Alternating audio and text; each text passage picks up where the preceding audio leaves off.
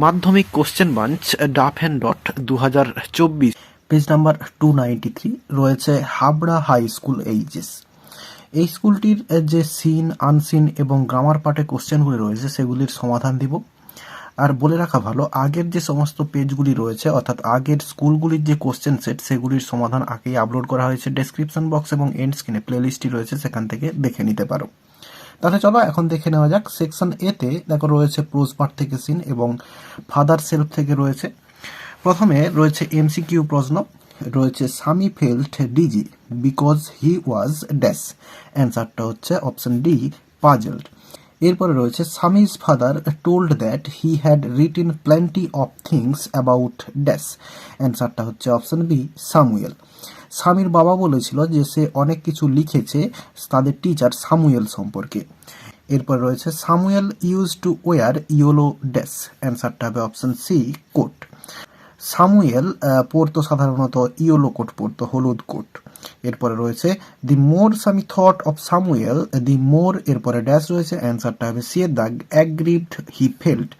যত সামুয়েলের কথা স্বামী ভাবতে লাগলো ততই সে দুঃখ পেতে লাগলো। এরপরে রয়েছে বিয়ের দাগে অ্যান্সার দি ফলোয়িং কোশ্চেন্স রয়েছে হোয়াই ডিড স্বামী stop on his way to school. বলছে স্কুলে যাওয়ার সময় স্বামী রাস্তার ধারে দাঁড়িয়ে গিয়েছিল কেন। তাহলে দেখো অ্যান্সারটা শুরু করব এই স্বামী থেকে। স্বামী, এরপরে এই যে স্টপ রয়েছে এটাকে স্টপ করব, STOPPED। তাহলে স্বামী stopped on his way to school. এরপরে লিখব এইখান থেকে to make up his mind about Samuel. এরপরে বিকজ কথাটা লিখবো, এরপরে বিকজ লিখবো BECAUSE, বিকজ। এরপরে এই লাইনটা লিখবো he was not at all sure if his description of Samuel had been accurate. এরপরে he felt he had mixed up the real and the imagine. এতটা পর্যন্ত অ্যান্সারটা লিখে দেবো। তাহলে আবার বলছি দেখো, স্বামী stopped on his way to school.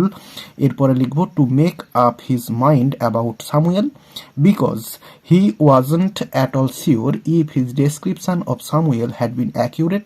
He felt he had mixed up the real and the imagined. এতটা পর্যন্ত লিখে দিলে অ্যান্সারটা হয়ে যাবে। এরপরে রয়েছে হাউ ডিড স্বামী রিকল সামুয়েলস অ্যাপিয়ারেন্স।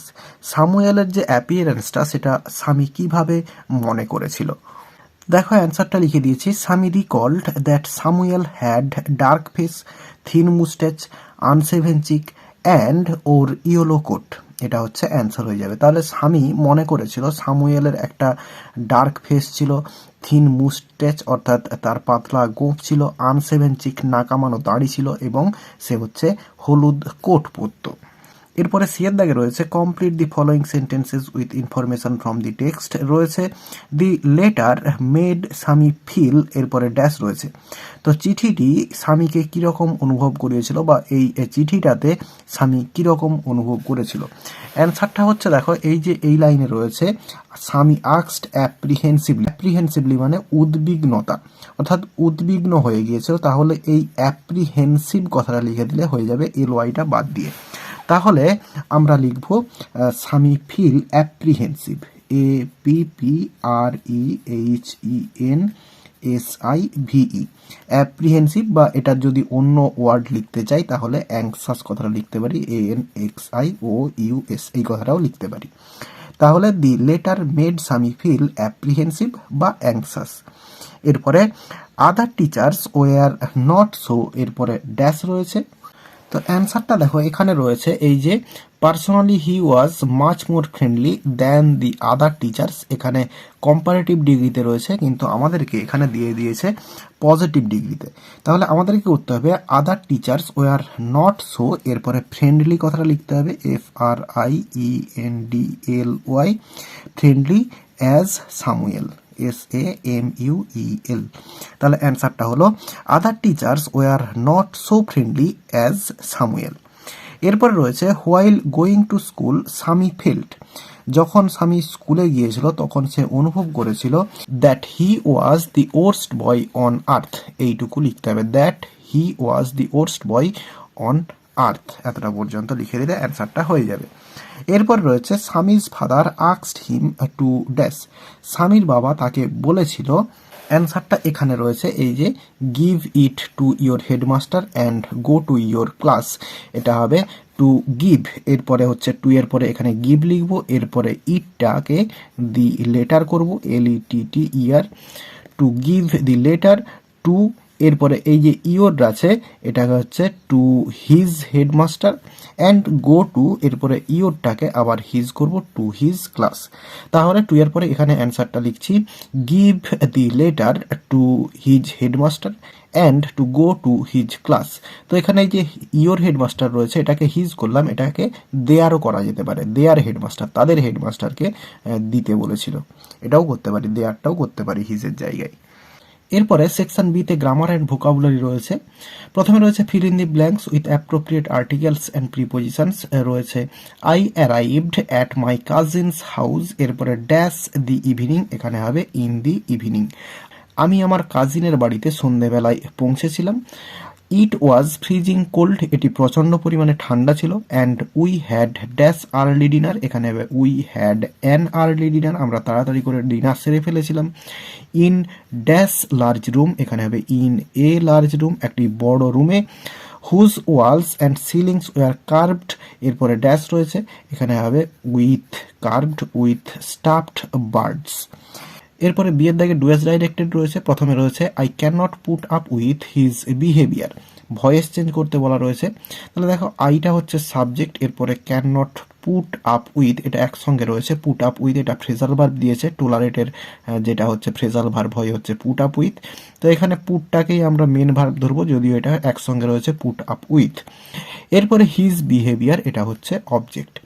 তাহলে রয়েছে দেখো মডাল ভার্ব দিয়ে রয়েছে, অ্যাক্টিভ ভয়েসে রয়েছে, প্যাসিভ ভয়েসে করতে হবে।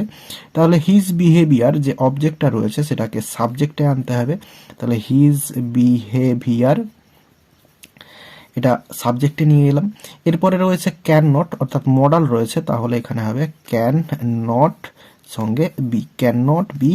এরপরে পুটের তিনটে ফর্ম একই, পুট আপ উইথ, এরপরে প্রিপোজিশন বাই এবং আইটা এপাশে মি হয়ে বসে যাবে। তাহলে অ্যান্সারটা হলো হিজ বিহেভিয়ার, সরি এখানে আর হবে behaviour can not be put up with by me.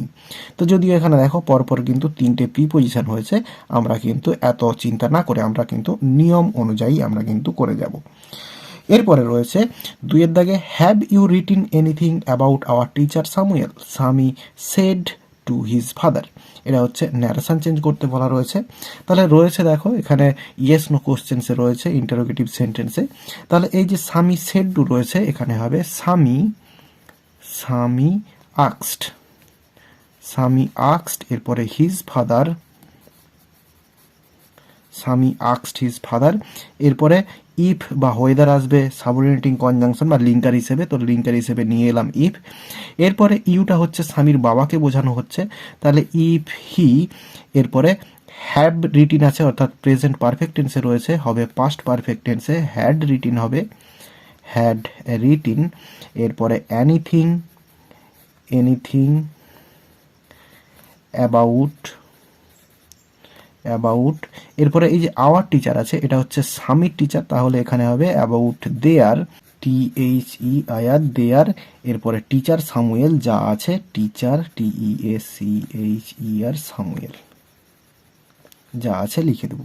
তাহলে স্বামী asked his father if he had written anything about their teacher Samuel.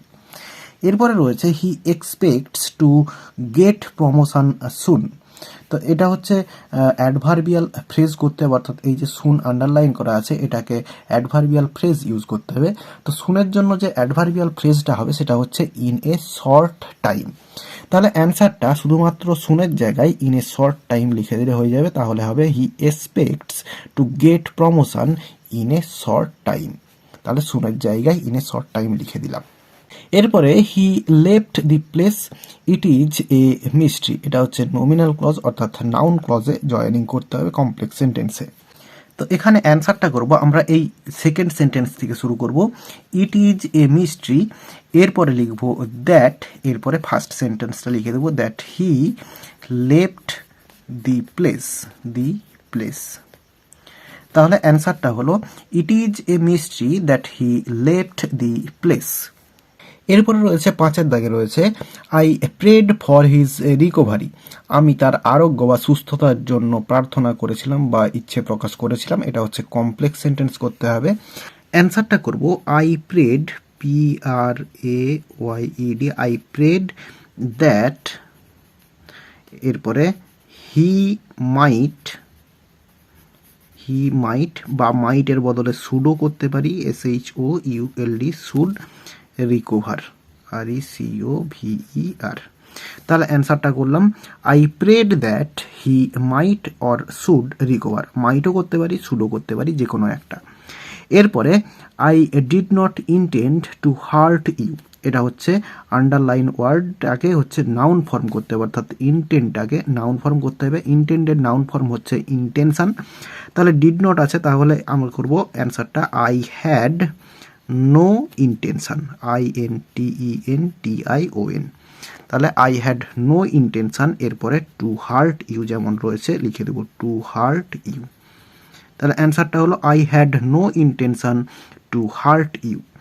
এরপর রয়েছে the good harvest reduced the price of rice, তাহলে এটা হচ্ছে নাউন ফর্ম করতে হবে, অর্থাৎ রিডিউসটাকে নাউন ফর্ম করতে হবে। তাহলে আমরা করব দি গুড হারভেস্ট, আচ্ছা। এরপরে হচ্ছে এই যে রিডিউসড রয়েছে, এর নাউন ফর্ম হচ্ছে রিডাকশন।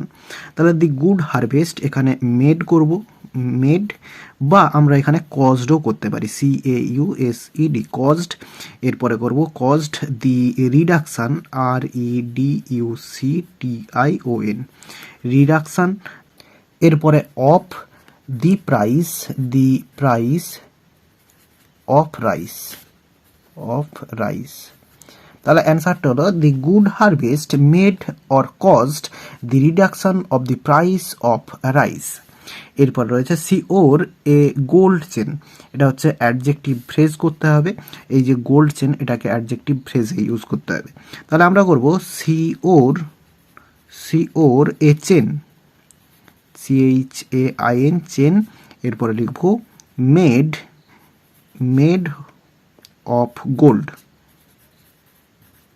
তাহলে অ্যান্সারটা হলো she wore a chain made of gold. এবং এরপরে এই যে দেখো 4-এর দাগের যে একটি রাইটিং স্কিল রয়েছে, এটা একটা স্টোরি রাইটিং রয়েছে। তো এই স্টোরিটা আগেই আপলোড করা হয়েছে। ডেসক্রিপশান বক্স এবং আই বটনে স্টোরি রাইটিংয়ের যে প্লেলিস্টের লিঙ্কটা রয়েছে, সেখান থেকে তোমরা দেখে নিতে পারো। তাহলে এই পেজটির যে সমস্ত সিন এবং গ্রামার পার্ট ছিল এবং রাইটিং স্কিল 4-এর দাগ, এর সমাধান দেওয়া হয়ে গেল। আশা করি বোঝাতে পারলাম।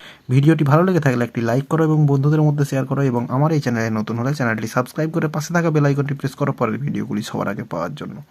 এই ভিডিওতে এতটাই দেখাবে, নেক্সট ভিডিওতে ভালো থাকো সবাই, ধন্যবাদ।